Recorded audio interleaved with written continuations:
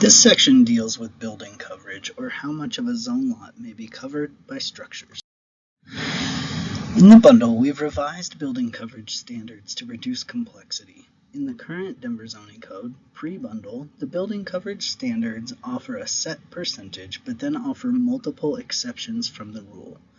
We've increased the building coverage for the smallest width zone lots and jettisoned the exceptions for garages and DADUs, or detached accessory dwelling units.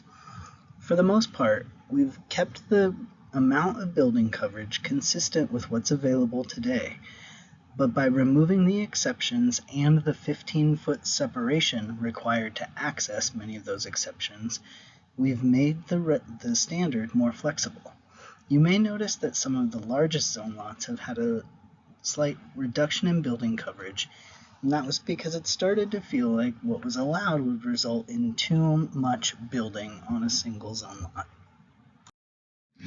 The changes in the building coverage standards apply to zone lots with any of the primary building forms at the top of this page. Those are suburban house, urban house, duplex, and tandem house. As mentioned, we removed the building coverage exceptions for detached garages and DADUs, both of which required a 15-foot separation from the primary structure in order to access those exceptions.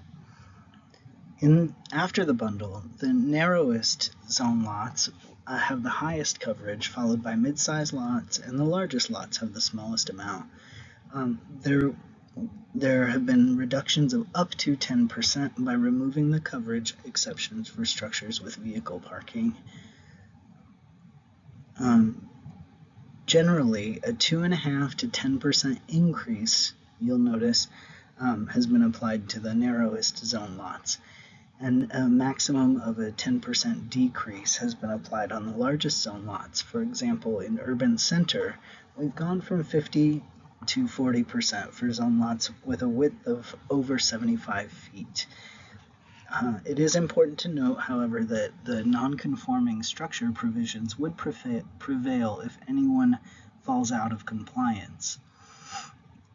This change offers more flexibility in the location of structures due to the removal of the 15-foot separation. And of course, building code separations will still apply, but we're no longer layering on that additional 15-foot separation with zoning. We created this graphic to test out how the smallest zone lot widths would fare with the change. The diagram here shows the zone lot at 30 feet wide with building coverage maxed out.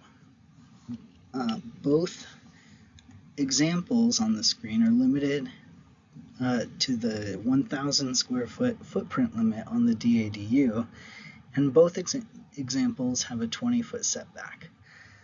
On the right, after the bundle, the building coverage goes up in this situation by just over 200 square feet, but more importantly, the new regulation gives more flexibility in where the building coverage can go because the 15-foot separation requirement has been removed.